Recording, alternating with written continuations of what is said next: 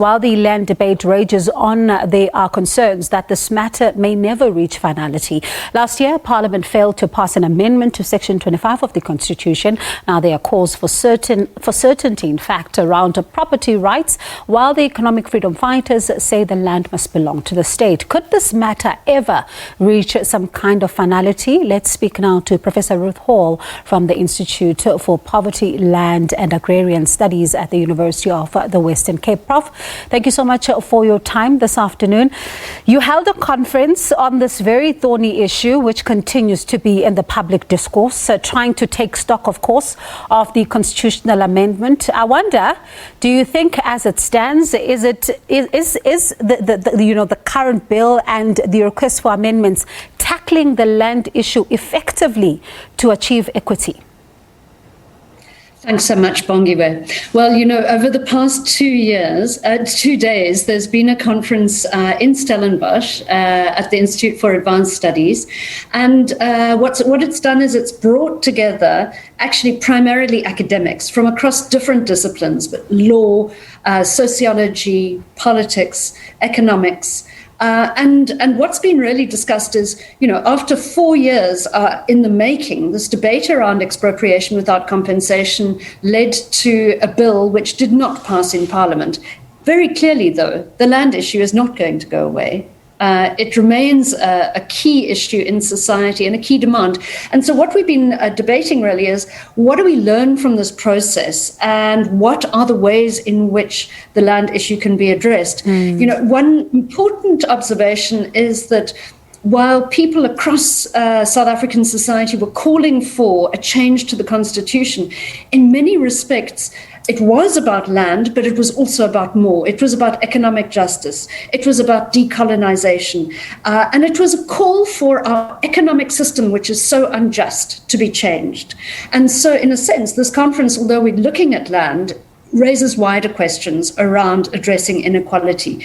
One of the arguments put forward, in fact, by Professor Thuli Madonsela, a former public protector who is now at the university, was a call for social compacting. Others have pointed to the importance of social movements, of land occupation movements who've given up on the state, are now taking matters into their own hands, occupying land around the country.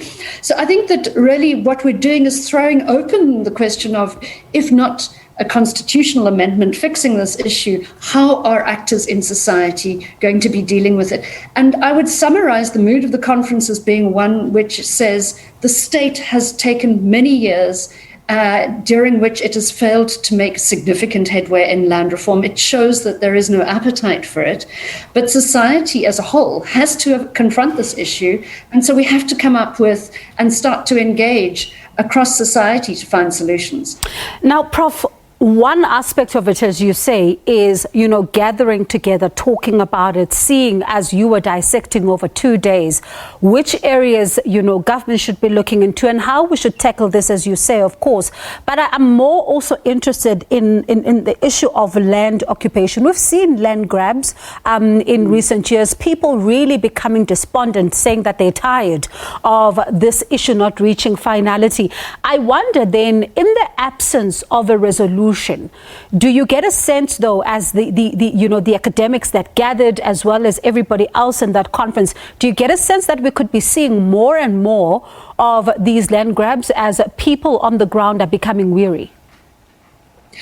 Well, firstly, I think that what's really important to recognize is that land is being grabbed by big companies, by state institutions, often from rural populations, people living in areas with customary tenure. We see the conflicts on the Wild Coast, in the Northwest, on the Platinum Belt, where, large numbers of South Africans have insecure rights and are subject to land grabs by elites. And of course, you're right to point out that across the country, poor people occupy land just to have a place to stay. And so the conflicts around land continue. One of the points that's been made is that in the absence of the state really siding with the poor and the landless, people have taken matters into their own hands. And what's important and interesting is we have been discussing how some of the land occupation movements, for instance, Abahlali Basamjondolo in KZN, now moving into other provinces, is working with urban communities who say we don't just want land for housing. We have no jobs, we have no livelihoods. We need land not just for housing, but to have schools and places for our children to play and to grow food. So I think that, the land issue is also changing. It's not just a rural one. It is urban. It's not just for farming or just for housing. So, in a society where such severe unemployment exists, the issue of land is both about having a place to belong, but also a basis for a livelihood. I would just add, though, that there are interesting and important points being made here. One of which is that it's a problem to think that land is just held by white farmers. We've been talking, as your visuals show, that a lot of the wealth that was created historically through land dispossession is sitting in urban real estate, or it's sitting on property, on financial markets. And that actually, alongside a very significant push towards land reform, which we don't see happening imminently, at least initiated by the state, there also has to be a wider distributive politics in South Africa, and the questions around a major capital levy or a wealth tax have been raised again as a way to structurally change the economy, not necessarily to pay for land, but for instance, to pay for basic social income. So these other issues are also being raised. And finally, I would say that if I can just expand on the idea of property, it's been very interesting hearing how, in a sense, old colonial ideas of what is property have not really changed, and the apartheid definition of property as an absolute right that people have over a thing is actually still intact in our law, even though actually customary tenure rights and African property systems recognize that you can have multiple people having rights to land. So in a sense, land reform could be not just a matter of taking property from one individual to another, but actually picking apart property and saying, you know what, everyone who has an interest in this place has a right to property. And that means property is not absolute.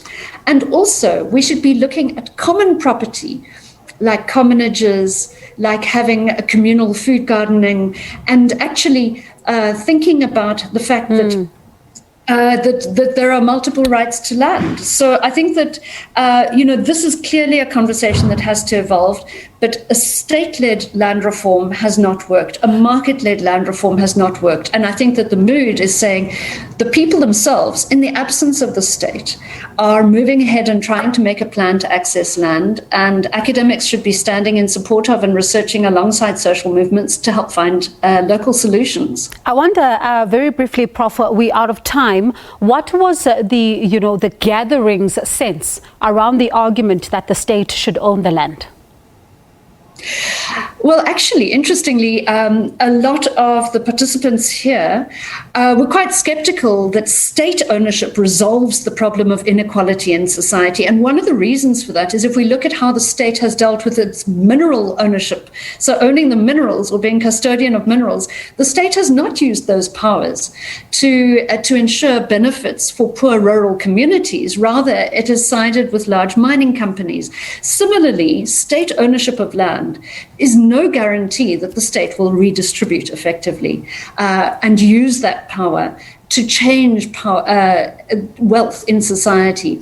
So I think that, in a sense, a more radical and far-reaching land reform is not just one that takes from individual ownership from one to another, or from private property to public property, but actually says we need to redistribute, not just vest all power in the state. And I think that experience elsewhere in the continent also shows that vesting all property in the state really sets up the state in conflict often with ordinary people. So there is no way around the politics. And I think that the mood here is, South Africa's economy is in trouble, and the land issue is certainly not going to go away, regardless of whether the constitution was changed or not. All right, Prof, from the sounds of it looked like it's still a long way to go. But thank you so much for that. That was Professor Ruth Hall from the Institute for Poverty, Land and Agrarian Studies at the University of the Western Cape.